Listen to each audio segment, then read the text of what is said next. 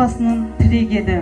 Мінәжат Ибаділдаұлы өмірлік жары Аппазова Күлзия Аппазқызы екеуі 1961 жылы отбасын құрып дүниеге 6 бала әкелді. Бала Алланың сыйы демекші, балаларына асқар таудай әке болған Мінәжат әкеміз бен аяулы анамыз Күлзия саналы ұрпақты жоғары мәдениетке, адамгершілікке, жауапкершілікке тәрбиелеп, аялап әлпештеп өсірді. Бүгінде күміс алқаның иегері атанған Күлзия анамыз балаларына үлкен мейірім шуағын төгіп, ақыл кеңесін беруден жалықпады. Бүгінгі таңда номер 10-шы Борсеңгір орта мектебі Мұңқаев Мінәжат Ибаділдаұлының есімімен аталады.